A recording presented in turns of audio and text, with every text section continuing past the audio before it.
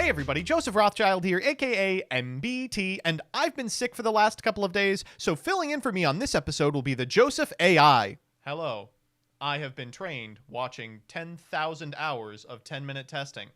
It's consistent. Bussy. It's time for the best of 3 versus meta. I think this format, Floowandereeze, will be tier 1. Okay, that's the end of that joke. We're doing a tier list. You all seem to love these, and I can't imagine why. You're like, oh, I need to hear Joseph's insight. How am I going to be able to dominate the new format if I can't get the collective brain power of Jesse Cotton, Joshua Schmidt, and some guy who watches 2 other guys play Yu-Gi-Oh! While he yells the whole time? Anyway, I just want to give you my thoughts about what I think is going to be good or bad in the post-ban list pre-AGOV metagame. Now, you might be saying to yourself, Joseph, that's one total event. Well, yes, but it's also OTS championship season, so I figure some of you suckers that still need your invite are going to need all the help you can get. So, let's walk through what is playable. Now, this tier maker list I found isn't perfect. It's got tier 1.5 instead of 1, 2, 3 Rogue, and it also seems to have Gate, Guardian, Traptrix, and Dark World on here, which I don't think you should be playing under any circumstances. Let's talk about what maybe you should be playing. We'll begin with the best deck in the format, and it's going to surprise you a whole lot. It is Unchained. So it's my opinion that Unchained was the deck to beat going into YCS Cancun. It's not hard to see why. It is incredibly powerful. It's resilient. There's no individual card that absolutely beats it. And in the hands of a seasoned pro, it looks miles better than any Unchained pilot you've probably seen on duelingbook.com. It really does feel like 2 different decks in that way. There's one that does lose to Bystials and Nibiru, and then there's one that like just adds Sharvara to its hand and just plays chicken with you. And that one is unbeatable. I think this deck will be the deck to beat in the upcoming format. None of the individual cards in the deck were hit. None of the decks that are really good against it got so much better that I think that they'll be able to mount a considerable offensive. A lot of the things that people assumed would beat it, like playing DLink, don't.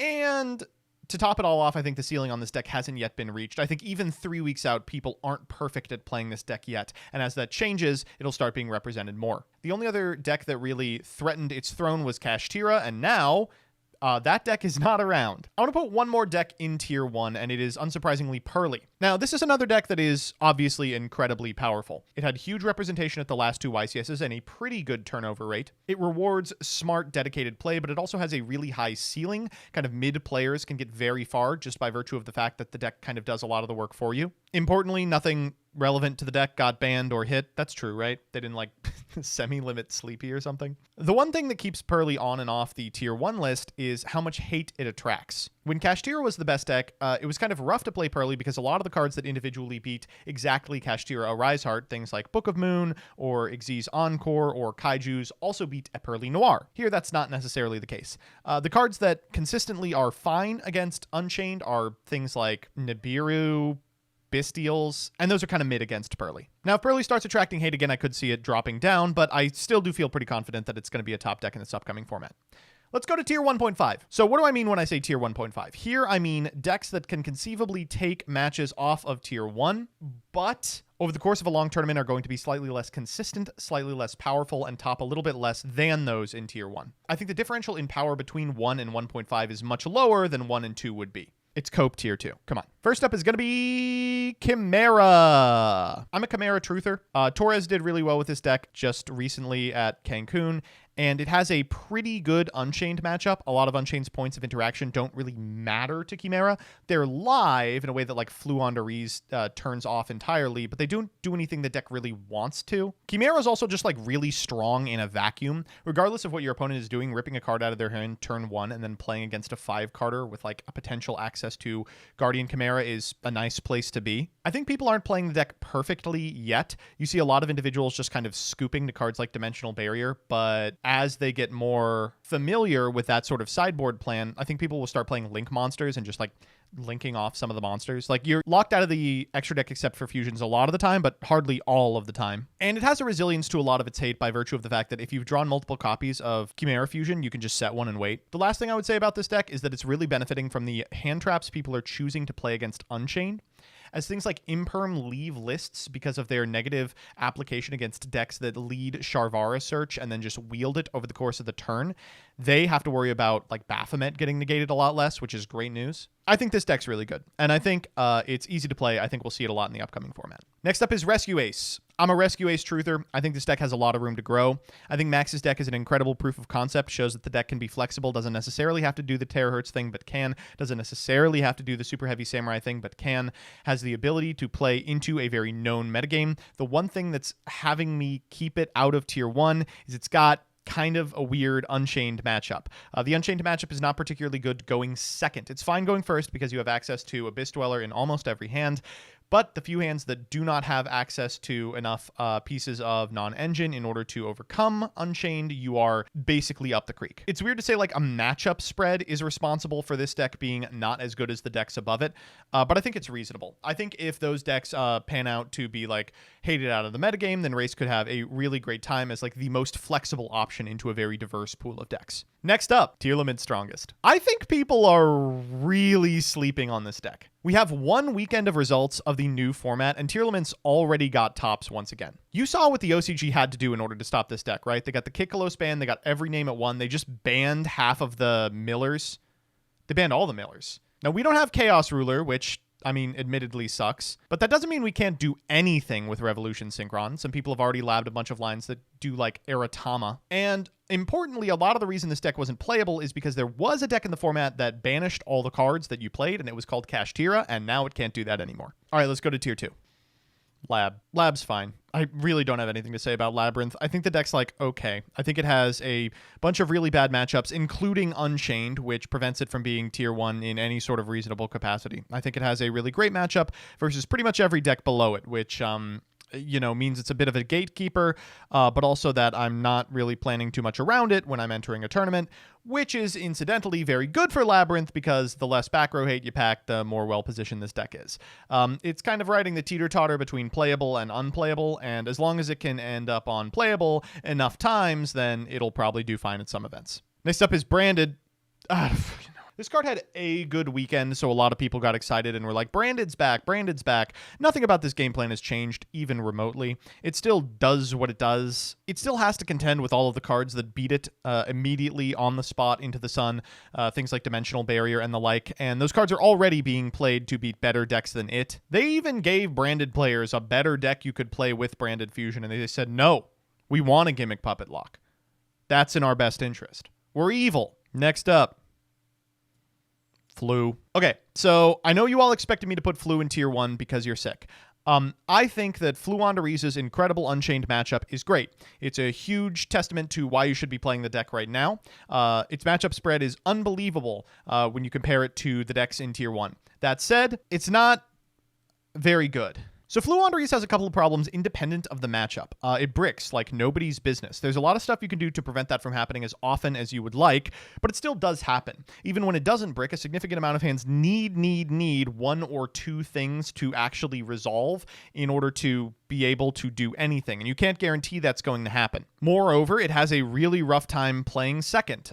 Cards like Evenly Matched and Dark Ruler No More are fine, but aren't enough to deal with end boards that any of the top decks are putting up, and for that reason, it's hard to put them in the main deck, meaning a lot of your game 1 is decided at the point of the die roll. Even its matchup against Unchained, which is like theoretically very good. Rage, for instance, can't target anything. Caesar's never going to negate anything. They do still have 2 pops, which if you pop the map and 1 bird at a point when they're trying to summon M-Pen is all right. The other thing is, like Purrely, if Floowandereeze becomes an actual meta threat that people are prepared to encounter, they're going to be boarding cards against it, and the hate against Flu is killer. This deck cannot beat Droll and Lockbird under any circumstances. Yes, it won YCS Cancun. I understand that. I do not think it has staying power. Next up, DragonLink. DragonLink's fine. The limit to Chaos Space, of course, is a lot. The limit to Magnamut is a little less, but still important. That said, I don't think it modifies too much about this deck. Its game plan still exists. It's still going to put up the same linear combo every single game. It's still flexible. It's still like not bricky. It still has the ability to play through hate, but it's got a couple of problems as well. It does have weaknesses to a lot of commonly played hand traps. It does have a bit of a difficulty with a lot of the cards like the Bestials that are being played against better decks like Unchained. And theoretically, it's got a pretty good Unchained matchup, but in practice, that lasted all of one event before it ultimately fell all the way off. That said, Seal's Pass is still an FTK. Next up in Tier 2, Spright. Not a lot to say about Spright. It's around. It's going to be around. It's Spright. This deck is going to exist until people get sick of it. It still loses to the same stuff. Still plays the same way. I don't think now is a particularly good time for Spright. It feels like it has an unbelievably bad Unchained matchup. Turns out removing level 2s from your opponent's side of the field is really bad against the deck that needs to have a critical mass of level 2s on their side of the field. I think that in and of itself is probably enough to disqualify it, but it really has a hard time going second against a lot of the decks in the top tiers. Things like Purrely, for instance, theoretically eat it alive. Not much you can do against a resolved copy of Purrely Noir. It's still consistent. It's still playable. It still puts up an end board that's fine, but it's just a little too low to the ground, I think, to be considered like a tier 1 deck. Next up, Exo. This is entirely an anti-meta pick, but I think Exo is having a moment. If you look at all the top decks, you can see that pretty much all of them cannot help but touch the graveyard in a way that Exo really likes. That's a great place to be. That said, that's never really been enough for Exosister. If all they needed were other decks to independently be able to trigger their effects, then they would have been the best deck during Tierlist format, but obviously they weren't. I think it's a really good time to be playing decks with a linear, low-to-the-ground, repeatable combo, and Exosister has one of those that gets better based on what the top 5 decks look like. But I don't know if it's going to be powerful enough for it to be considered anything other than like a bottom of tier 2 deck. Let's go to tier 3. First up, this guy. I'm an Infernoble Truther. I think if any of these terrible combo decks have a chance of breaking out of Rogue, it's going to be this one. I think people are massively, massively sleeping on this deck. I think it has a lot of potential, both as a combo deck that can just play through just about anything, provided opponents aren't playing like huge turn-ending floodgates and are instead playing really targeted hand traps against Unchained. And it also has the ability to be a couple of turns overwhelm you style deck with repeated activations of their new cards, which are insane. I think in a format where cards like Triple Tactics Thrust and Triple Tactics Talents are really, really powerful, having the spell negation is very important. And I think the end boards are really difficult to navigate. They're tough. I feel like they have a repeatability, a reusability, and a way to preempt hand traps that none of the other combo decks do. And for that reason, I think they're the top of tier 3. Next up, Mannadium. People keep telling me this deck is good, man. I'll believe it when I see it. Every new time I make a tier list, people go, wow, you had Mannadium that low? It's going to be the best deck in tier 1 for sure. And then when it was clear that wasn't the case, it's going to be the best deck in tier 2 for sure. And then when that wasn't the case, it's going to be the best rogue option for sure. And then when that wasn't the case, you know, they just closed their eyes and pretended Droll and Lockbird doesn't exist. A lot can go wrong for Mannadium this format. If Purrely becomes so important that people start sideboarding specific pieces of hate for the Purrely Noir, it also absolutely dominates Mannadium because tributing over something like a Baron after interrupting them once not only turns off their effect negation, it also turns off their counter trap, which means they end on a grand total of 0 negates. The deck has a really big problem with every hand trap in the format, be it single target negation, or turn enders like Droll and Lockbird, or Nibiru, or I think it can't play through Bystials either. Is that true? But in a world where you're like soloing, this deck's crazy. Next up, damn, I hate to say this. KASHTIRA is not the worst deck on this list. So yeah, a Rise Heart being gone pretty much completely neuters the deck. It's not going to be a tier 1 threat. It's not going to be tier 2, but you will see it. It cannot be overstated that all of the main deck cards, with the exception of Unicorn, are still perfectly legal at max copies. You will probably continue to see 3 Fenrir, 2 Unicorn, some number of Rise Heart, some number of Scare Cash, some number of Tier Cash at your locals. What's more, a lot of decks already play Fenrir. It's not a huge leap to expect that maybe they'll also start playing like Unicorn and Theosis in order to potentially just like make a 7 to chew through boards. I think a slightly more expansive KASHTIRA package may be a feature of the upcoming format, which I'm really not excited for. And unfortunately, you can still play KASHTIRA pure if you're evil. All you have to do is throw in some floodgates. Whoa, is that Rivalry of Warlords? Holy guacamole. Next up. All right, I've done this a million times. This deck is terrible. It's dog water. It loses to every conceivable hand trap with the exception of the Bystials. It has almost no ability to play through anything. The boards it sets up are breakable by a number of decks in the format. It's not the best Wombo combo deck, even not the best Wombo combo deck in tier 3. However, if your name is Jess, you are an undefeatable goddess on this deck, and there's just nothing we can do about it. Next up. Man, why do people play this deck? It feels like bad Rescue Ace, in that you really want to open the level 4 Fire Warrior, but the difference between Rescue Ace and VS is that there are other good cards in Rescue Ace. I've played a significant amount of matches against VS, and I still can't understand what it aims to do.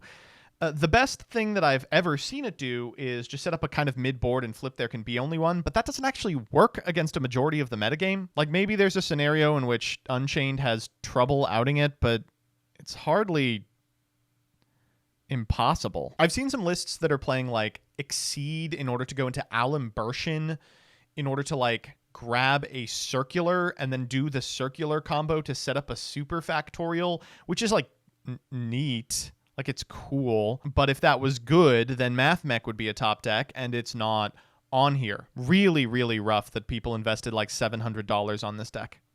Just isn't going to pan out this format. Next up. Man, I don't know why Mikanko always ends up on this list. Mikanko is not a good deck. I can't imagine anything going worse for Mikanko than the most recent ban list.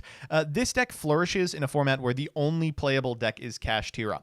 And we've never been in one of those. We've been in a couple of formats in which KASHTIRA was the best deck by a lot, and you could ensure that some of your matches were against KASHTIRA. But unless you can assure 100% of the time you're playing against Kash, you're going to have a really tough time with this deck. A lot of these decks do have a bit of a problem with the kaijus that this deck usually plays, things like Purrely, for instance, but they also have the ability to prevent the Mikanko player from connecting. It's not particularly strong through disruption, it's not particularly strong against any deck that has the capacity to rebuild, and its number one prey just got knocked off the list entirely. All right, next up. I don't know what this refers to. I assume it's that Adventure Synchron pile. Boy, did that flop. It's like a really neat combo deck that is not remotely resilient. It sucks. I feel like there's like 5 Wombo combo decks that are all competing for the same slice of the metagame pie. And currently that slice is like a little like pizza party sliver down in tier 3. Who's going to get the top cut finish with super heavy samurai, you know? It's bleak. And finally, don't play this deck. I know you're thinking, oh my god, Gazelle is at 3. It doesn't matter. There's only one place you should be playing Salamangreat, and it's rotation. No Runic. Sprite's on here. I don't know what else you want. All right. Chat, throw me the names of the lists that are not on here and ask me why they're not on here. No Generator. Generator probably could be on here. I think the deck's surprisingly way better than people expect. But I do not think it's competitive versus any of the tier 1, any of the tier 1.5, or any of the tier 2 lists. It's a fun little tier 3 strategy for locals. Gold Pride Punk. Yeah, like, it's a pretty good time to be a mid-range deck. That here meaning a deck that sets up a turn 1 combo and has the capacity to do so again on turns 2 and 3. Gold Pride Punk is one of those, but so is the rest of tier 1 and tier 1.5, and some of tier 2, which means it's competing for space with a lot of decks that don't dome themselves for 4K turn 1. Dinomorphia, man. Someday. That, like, weird weekend where there was a series of Dinomorphia tops, I was like, is this happening? Sword Soul. You know, I want to say Sword Soul is bad, but didn't it just, like, win the WCQ? Marincess. Marincess is a strange deck, but really not a good time for it. Loses to a lot of the same stuff that the top decks do, and a lot of the same sideboard hate that decks like Purrely do. Has a really rough time on the draw against decks like Unchained as well, because they are a little normal summon reliant. Ignoring hero enjoyers so you don't have to say it's mid. I'll say it now. It's mid. All right, that's it. Bye.